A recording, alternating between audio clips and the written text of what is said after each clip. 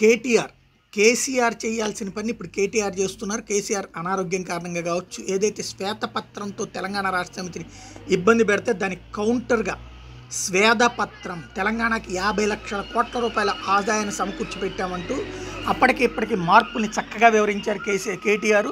తలసరి ఆదాయం 2013-14 1,12,162 ఉంటే, అంటే రాష్ట్రం ఏర్పాటు నాటికి 2022-23 నాటికి 3,17,115 రూపాయలు. జిఎస్డిపి చూసుకుంటేనేమో 2013-14 4,51,000 కోట్లు ఉంటే 22-23 నాటికి 13,27,000 కోట్లు. పేదరికం 2013-14 21.92 ఉంటే 2022-23 నాటికి 5.6%. ఇవన్నీ అభివృద్ధి కాదా అని నిలదీస్తున్నారు. ఇదంతా తెలంగాణ సాధించాక సాధ్యమైంది కాదా అని నిలదీస్తున్నారు. అట్లాగే విద్యుత్ రంగం 2013-14 నాటికి స్థాపిత విద్యుత్ సామర్థ్యం 7,778 మెగావాట్లు అయితే 22-23 నాటికి 19,464 మెగావాట్లు. తలసరి విద్యుత్ వినియోగం 13-14 నాటికి 1,196 యూనిట్లు అయితే 22-23 నాటికి 2,140 యూనిట్లు.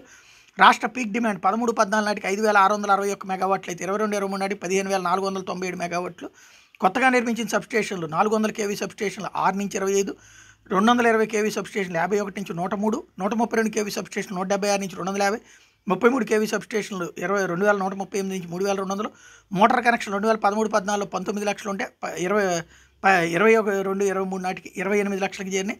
కొత్త కరెంట్ లైన్లు హై టెన్షన్ లైన్లు 11,607 కిలోమీటర్లు, లో టెన్షన్ లైన్లు 1,83,000 కిలోమీటర్లు. టోటల్గా వీటి ఆస్తుల విలువ 6,87,585 కోట్లు ఇందులో సమకూర్చి పెట్టాం అని చెప్తున్నారు. అదే సందర్భంలో వచ్చే ఏడాదికి 26,000 మెగావాట్లకు విద్యుత్ స్థాపిత సామర్థ్యం. భద్రా థర్మల్ పవర్ స్టేషన్ 1,080 మెగావాట్లు. Yadadri Alta mega thermal power plant 4,000 మెగావాట్లు. భూపాలపల్లిలో కేటీపీపీ విద్యుత్ ప్లాంట్ 600 మెగావాట్లు. సోలార్ విద్యుత్ ఉత్పత్తి 6,106 మెగావాట్ల విద్యుత్ ఉత్పత్తి అన్నటువంటి విషయాన్ని గుర్తు చేస్తూ ఇవన్నీ మేము సృష్టించినవి కాదా అని అడుగుతున్నారు. అట్లాగే సాగునీటి రంగంలో చూస్తే నూతన ప్రాజెక్టులు, పెండింగ్ ప్రాజెక్టులు పూర్తి, 204 టీఎంసీల రిజర్వాయర్ల ఏర్పాటు, Kaleshwaram, Palamuru, Rangareddy project, Sitaram project, mission Kakatiya, check డ్యాముల నిర్మాణం, కాలువల తవ్వకాలు, నూతనంగా 50 లక్షల ఎకరాలకు సాగునీళ్లు, మొత్తం పెట్టిన ఖర్చు 1,76,000 కోట్లు. మరో 3 ఏళ్లలో 30 లక్షల ఎకరాలకు సాగునీరు ఇచ్చే పనులు, గృహ అవసరాలకు మరియు పరిశ్రమలకి నీళ్లు, దేశంలోనే అత్యధికంగా పెరిగిన భూగర్భ జలాలు 6 మీటర్లు పెరిగినాయి అన్నటువంటి విషయాన్ని చెప్తున్నారు.